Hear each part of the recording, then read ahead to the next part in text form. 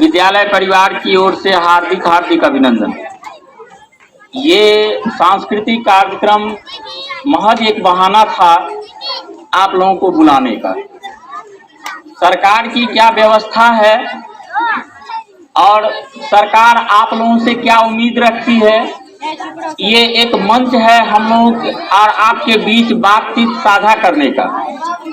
कल हम कोई परेशानी में फंसे या आपको हमसे तकलीफ हो, इस बात का निराकरण करने का ये सुंदर मंच है। ऐ बच्चे,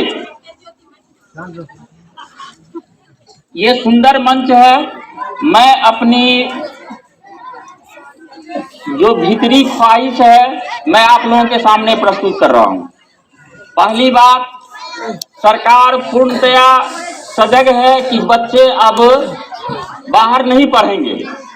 जैसा कि आप लोग सरकार की एक्टिविटी से भी अवगत होंगे। कहा जा रहा है जो जिस पंचायत के बच्चे हैं उसी पंचायत में आप अपना नाम लिखाइए। क्यों? क्योंकि अब यहाँ 40 शिक्षक आए हैं। सरकार का प्रति माह तकरीबन 20 लाख रुपये का खर्चा है हमारे विद्यालय पर। अगर इससे हमारे ग्रामीण परिवेश के बच्चे लाभान्वित नहीं होंगे, ये भी महज दुख की बात होगी। एक कोरी कल्पना है, आप बच्चे को कोचिंग क्यों पढ़ाते हैं, हमें कोई लेना देना नहीं। लेकिन बच्चे, हम लोग अगर यहाँ आते हैं, बच्चे नहीं आएंगे तो मौलिकता खत्म हो जाएगी। शिक्षक और शिष्य के बीच की जो मौलिकता है वो खत्म हो जाएगी। अमूमन ये देखने के लिए अभी तक हमारे समाज के लोग आते हैं मिलने के लिए, जो हमारे ही बच्चे आते हैं उसको पैसा नहीं मिला है। लेकिन किसी ने आज तक ये शिकायत नहीं किया है 8वां क्लास में बच्चा चला गया है, भीनजोर नहीं आता है।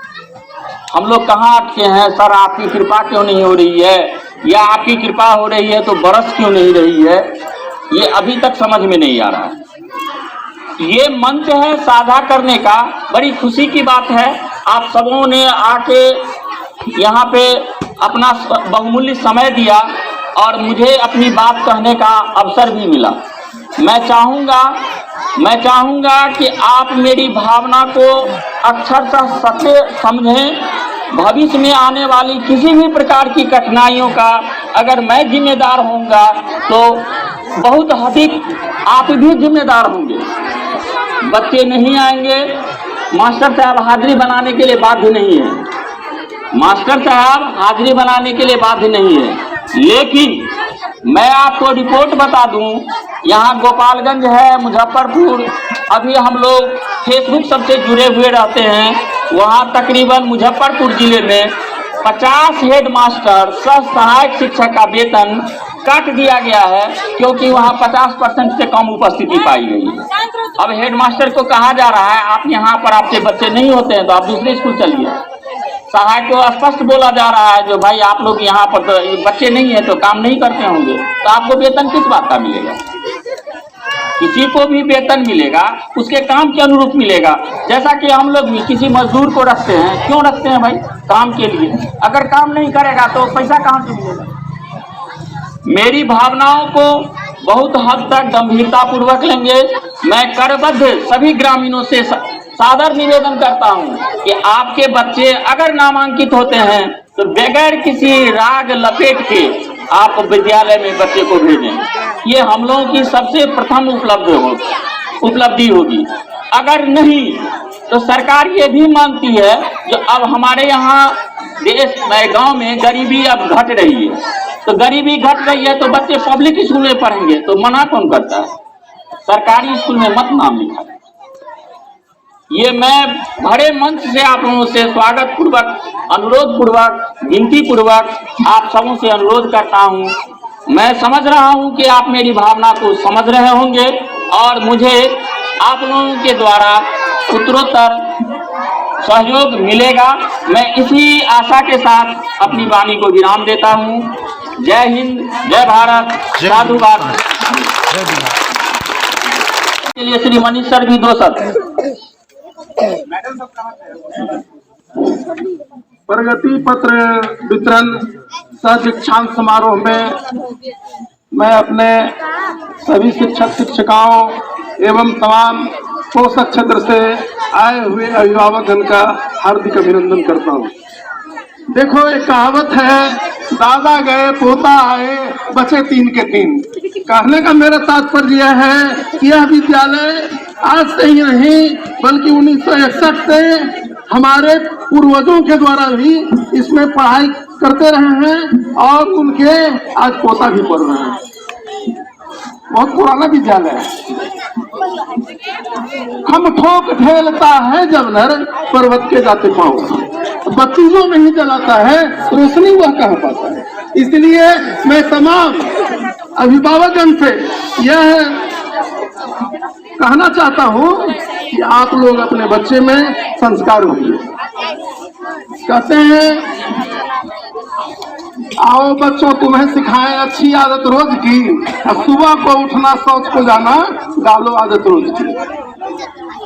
बच्चे को सवेरे उठाइए, उसको योग आसन प्राणायाम से जोड़िए। मेरा विद्यालय एकदम व्यवस्थित है। 9 बजे यहाँ शिक्षक आते हैं, बच्चे भी आते हैं और पाठन का जो कार्यक्रम है और उसमें लगते हुए लगभग 4 बजे हमारे यहाँ जो पठन पाठन का जो कार्यक्रम है वह समाप्त होता है। इसलिए मैं तमाम पोषक क्षेत्र से आए हुए अभिभावकगण से यह प्रार्थना करता हूँ कि आप लोग अपने बच्चे को एक अच्छा संस्कार दें और उस संस्कार के बल पर ही वह शिक्षा ले सकता है। हमारे यहाँ खेल खेल में शिक्षा दिया जाता है, गीत संगीत के माध्यम से हम लोग बच्चे को पढ़ाते हैं। उसका एक उदाहरण है कैसे पढ़ाते हैं।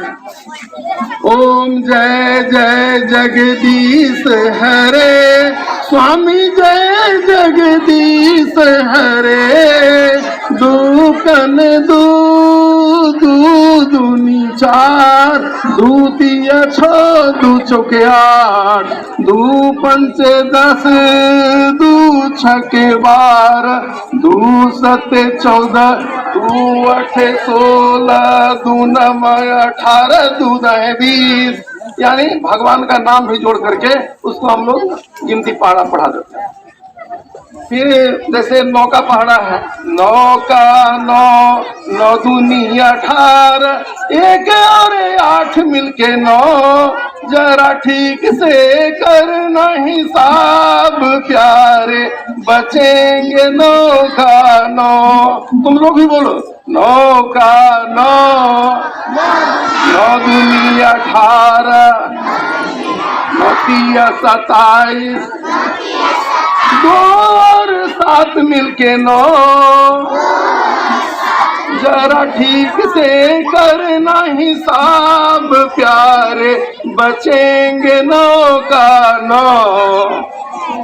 तो हमारे यहाँ गीत संगीत के माध्यम से जो शिक्षिकाएं हैं उनका जो मेहनत है आज सामने आया है और बच्चे में उसका असर दिख रहा है। और इतना ही कह करके 2 बात है। एक बात खुद ही को कर बुलंद इतना कि खुदा बंदे से पूछे कि बता तेरी रजा क्या है। अपने आप में जागृति लाओ, ताकत लाओ, पढ़ने के प्रति समर्पित हो जाओ, इसी में फायदा है। ठीक है, धन्यवाद।